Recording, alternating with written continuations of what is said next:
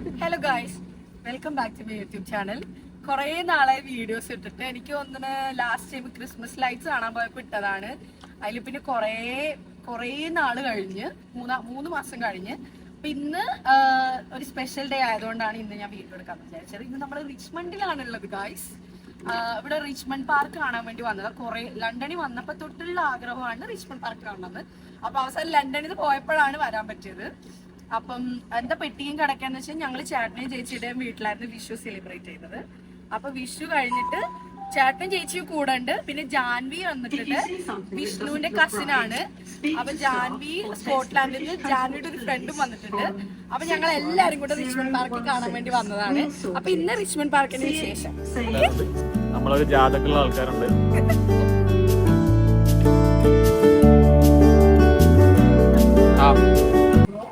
നമ്മളിപ്പോ ലണ്ടനിൽ നിന്ന്, അതായത് ബെഡ്ഫോർഡിലായിരുന്നു നമ്മൾ ഉണ്ടായത്. ബെഡ്ഫോർഡിൽ നിന്ന് ലണ്ടൻ സെന്റ് പാൻക്രസ് കിങ്സ് ക്രോസിൽ വന്നിട്ട് അവിടെ നമ്മൾ ബ്രേക്ക്ഫാസ്റ്റ് ഒക്കെ കഴിഞ്ഞിട്ട് ഡിസ്ട്രിക്ട് ലൈനിൽ ഏറ്റവും ലാസ്റ്റ് റിച്ച്മണ്ട് ഉള്ളത്. അതങ്ങനെ റിച്ച്മണ്ട് ഡിസ്ട്രിക്ട് ലൈനിൽ കയറിയിട്ട് ഇപ്പൊ റിച്ച്മണ്ടിൽ എത്തിയിട്ടുണ്ട്. അത്രേ ഉള്ളൂ. ഇപ്പൊ ലണ്ടനിലുള്ള ആളാണെങ്കിൽ നേരെ ഡിസ്ട്രിക്ട് ലൈൻ എടുത്തിട്ട് റിച്ച്മണ്ടിന് എൻഡി വന്നിറങ്ങിയാൽ മതി. അത്രേ ഉള്ളൂ ട്രാവൽ എന്ന് പറയാൻ വേണ്ടിയിട്ട്. വലിയ ബുദ്ധിമുട്ടൊന്നുമില്ല സത്യത്തിൽ ഇവിടെ വരാം. പക്ഷെ എന്തോ കുറെ നാളായിട്ട് നമ്മൾ ഇതുവരെ വന്നിട്ടില്ല എന്നുള്ളതാണ് സത്യം. ലണ്ടനിൽ നിന്ന് പോയപ്പോഴാണ് ഇപ്പൊ ലണ്ടനിൽ വന്നിട്ട് ലണ്ടനിലെ സ്ഥലങ്ങളൊക്കെ കാണുന്നത്. അപ്പൊ അത്രേ ഉള്ളൂ. നമ്മളിനി പാർക്കിൽ എത്താറാവുമ്പം വീഡിയോസ് എടുക്കുക. കാരണം ഇവിടുന്ന് ഒരു 25 മിനിറ്റ്സ് വോക്ക് ഉണ്ടെന്നാ പറഞ്ഞത്. അതിനെപ്പറ്റി കൺഫേം അറിയില്ല. ഗൂഗിൾ മാപ്പിൽ ഒന്ന്, സിറ്റി മാപ്പറിൽ വേറെ ഒന്നൊക്കെ കാണിക്കുന്നത്. അപ്പൊ ശരി, നമ്മൾ അവിടെ എത്തിയിട്ട് ബാക്കി വീഡിയോസ് എടുക്കാം കേട്ടോ. നമ്മളിതാ നടന്നുകൊണ്ടിരിക്കുവാണ്. ചേച്ചി ചേട്ടൻ ചേച്ചി. നമ്മൾ നേരത്തെ വരുമ്പോൾ ലഗേജ് ഉണ്ടായല്ലോ നമ്മുടെ കയ്യില്. അപ്പൊ നമ്മൾ എന്ത് ചെയ്തു, ഇവിടെ ഗൂഗിളിൽ ജസ്റ്റ് സെർച്ച് ചെയ്ത് നോക്കി ലഗേജ് സ്റ്റോർ ചെയ്യാൻ പറ്റുന്ന സ്ഥലങ്ങള്. അപ്പൊ ഇതിനടുത്ത് കുറെ സ്ഥലമുണ്ട്. അപ്പൊ നമ്മൾ വരുന്ന വഴി തന്നെ ഒരു ലോണ്ടറി ഷോപ്പായിരുന്നു തോന്നല്ലേ ചേച്ചി അത്. ഒരു ലോണ്ടറി ഒക്കെ ചെയ്യണ ഒരു ഷോപ്പ്. പക്ഷെ അതിനകത്ത് ഇങ്ങനെ ലഗേജ് സ്റ്റോറേജ് കണ്ടു. അപ്പോൾ പെർ അവർ £2. നമ്മളിപ്പോൾ ഓൾറെഡി എന്തായാലും ഡിലേ ആയി. 1 മണി ആവാറായല്ലോ. അപ്പം നമ്മളിനി റിട്ടേൺ എത്ര മണി വരെ കൊടുത്തു വിഷ്ണു? 6 മണിക്ക് ക്ലോസ് ചെയ്യും. അപ്പോൾ ആ ഒരു എമൗണ്ട് കൊടുത്തിട്ട് ലഗേജ് അവിടെ വെച്ചില്ലെങ്കിൽ പിന്നെ ഒന്നിനും സൗകര്യം ഉണ്ടാവില്ല. ഫോട്ടോ എടുക്കാനും ഒന്നിനും സൗകര്യം ഉണ്ടാവില്ല. അപ്പം നമ്മൾ അങ്ങനെ ചെയ്തു. ഇനിയിപ്പോൾ നമ്മൾ വീണ്ടും നടന്നുകൊണ്ടിരിക്കുകയാണ്. ഒരു പകുതി കാഭാഗം വരെ എത്തി. ഓക്കെ,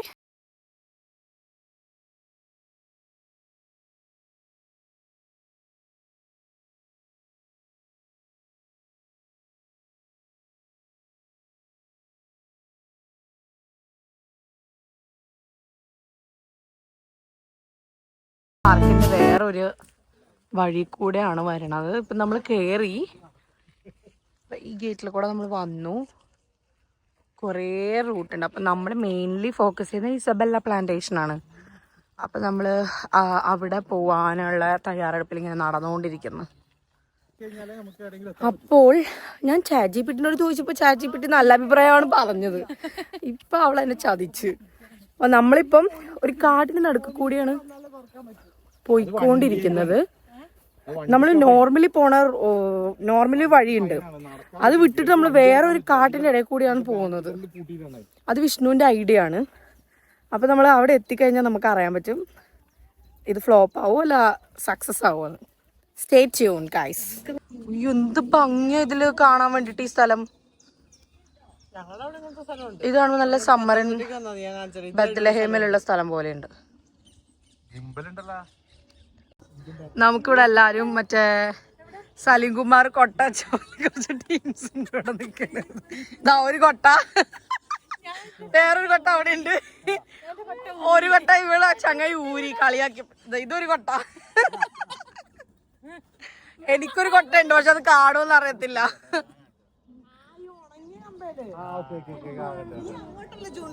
എന്താ നിങ്ങൾ കാണാണ്?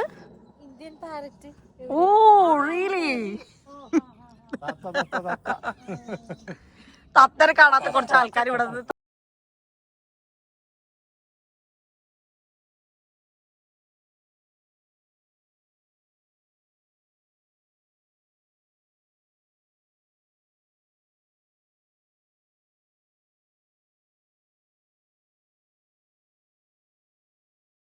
പക്ഷെ നടന്നിട്ടൊക്കെ ഈ കാട കാണുന്നുള്ളൂ. നമ്മൾ വന്ന വഴി ഇനി റോങ് വേ ആണോ അല്ല എന്താന്ന് അറിയില്ല. ഈ സ്ഥലം സജസ്റ്റ് ചെയ്തത് ഞാനാണെങ്കിലും ഈ വഴി കൊണ്ടെത്തിച്ചത് ഈ മഹാനാണ്. ബാക്കിലുള്ള ക്യാമറ പിടിച്ചിട്ട് പോണ മഹാൻ.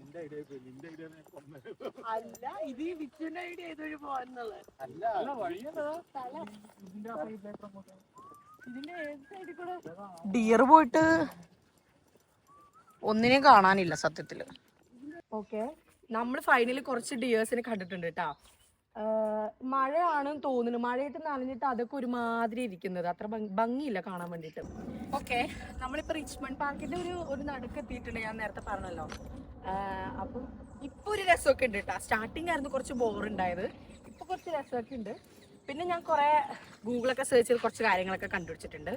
അതായത് ഈ പാർക്ക് എന്ന് പറയുന്നത് largest royal park in London ആണ്. അത് റോയൽ പാർക്ക് എന്താന്ന് വെച്ച് കഴിഞ്ഞാൽ ചാൾസ് ദ ഫസ്റ്റ് 1637 അങ്ങാണ്ട് ഇത് ഹണ്ടിങ്ങിന് വേണ്ടിയിട്ട് ഉണ്ടാക്കിയ പാർക്കാണിത്. അതുകൊണ്ടാണ് ലാർജസ്റ്റ് റോയൽ പാർക്കാണ് ഇതെന്ന് പറയുന്നത്. പക്ഷെ ഇപ്പൊ ഇവിടെ ഹണ്ടിങ് ഒക്കെ നടക്കുന്നുണ്ടോന്ന് അറിയില്ല കേട്ടോ. എനിക്ക് തോന്നുന്നു ഇല്ലാന്ന് തോന്നുന്നു. അത് നമ്മുടെ എന്താണ് നമ്മുടെ സീരീസ് ഉണ്ടല്ലോ, ദ ക്രൗൺ സീരീസിൽ കുറെ ഹണ്ടിങ്ങിനൊക്കെ, അതായത് അവർക്ക് ഭയങ്കര ക്രേസ് ആണ് ഹണ്ടിങ്. അതിൽ കുറെ കാണിക്കുന്നത്. പക്ഷെ അതൊക്കെ കൂടുതൽ സ്കോട്ട്ലാൻഡിൽ അങ്ങോട്ടൊക്കെയാണ് കാണിക്കുന്നത് ഹണ്ടിങ്. ഇത് കാണിച്ചിട്ടുണ്ടോന്ന് എനിക്കറിയില്ല. അപ്പം ഇവിടെ ആക്ച്വലി 600 സംതിങ് അങ്ങാണ്ട് ഡിയേഴ്സ് ഉണ്ട്. റെഡ് ആൻഡ് ഫാലോ സ്പീഷീസിലുള്ള ഡിയേഴ്സ് ഉണ്ട് ഇവിടെ. അപ്പം പൊതുവെ ഈ ഡിയേഴ്സ് ഒക്കെ എന്താന്ന് പറഞ്ഞു കഴിഞ്ഞാല് ഹെലികോപ്റ്റർ പോകുന്നുണ്ട്. അതൊന്ന് കട്ട് ചെയ്തോ.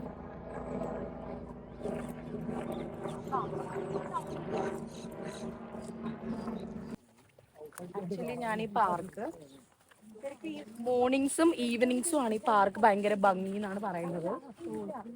കാരണം നമുക്ക് നല്ല ഫോട്ടോ എടുക്കാനുള്ള ആ ഒരു സംഭവ പരിപാടിയൊക്കെ മോർണിംഗ്സിലും ഈവനിങ്സിലും കിട്ടും.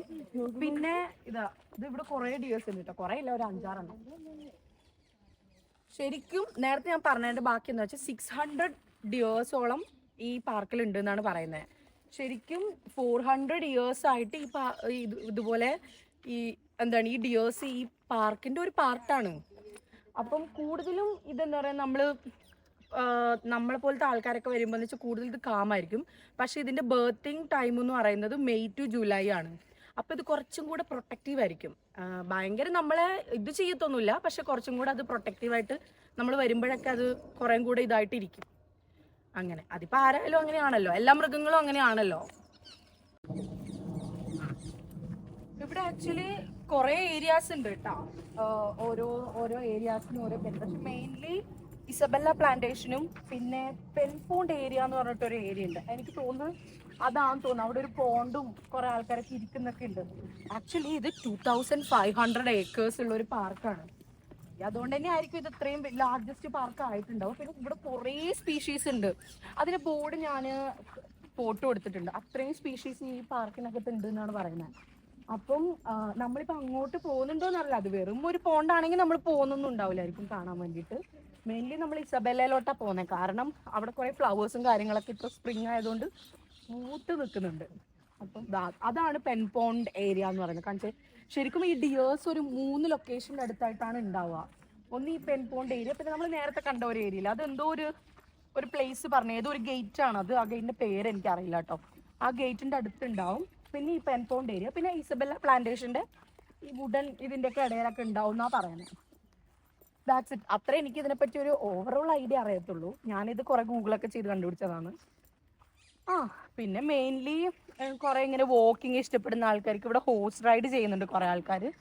പിന്നെ എന്താണ്, പിന്നെ ഇതുപോലെ ഇതിന്റെ ഇടയിൽ കൂടെ വണ്ടി എടുത്തിട്ടും ആൾക്കാർ പോകുന്നുണ്ട് കേട്ടോ. അത് അപ്പൊ വലിയ വ്യൂ കാര്യങ്ങൾ ഇതിനൊക്കെ കാണാൻ പറ്റുമെന്ന് എനിക്കറിയില്ല. പക്ഷെ വണ്ടി എടുത്തിട്ടും ആൾക്കാർ ഇതിന്റെ ഇടയിൽ കൂടെ ഒക്കെ പോകുന്നുണ്ട്.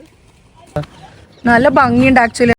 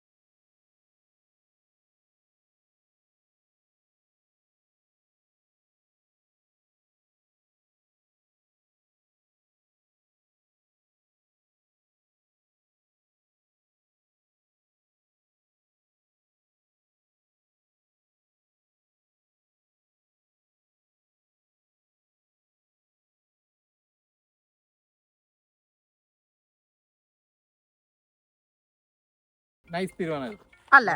ഏട്ടന് ഇഷ്ടമായി. അതാ അത് ആദ്യം എന്ന് വെച്ചാൽ മൃഗങ്ങളോടും നേച്ചറിനോടും ഇഷ്ടം വേണം.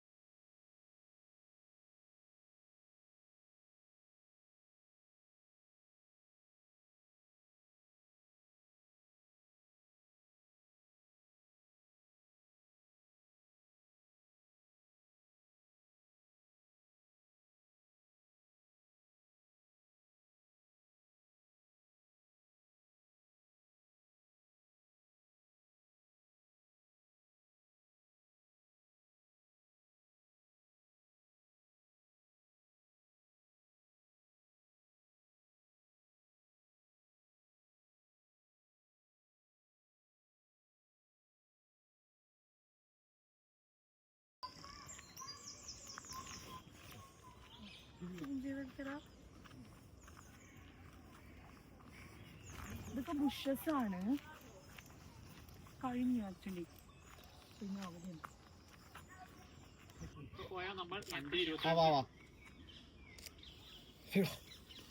ഗൈസ്, നമ്മളിവിടെ കുറച്ചൊക്കെ നടന്ന്, പക്ഷെ ഞാനൊരു സ്പോട്ട് റീൽസിൽ കണ്ടിട്ട് എനിക്ക് ആ സ്പോട്ട് കാണുന്നത് ഭയങ്കര ആഗ്രഹം ഉണ്ടായിരുന്നു.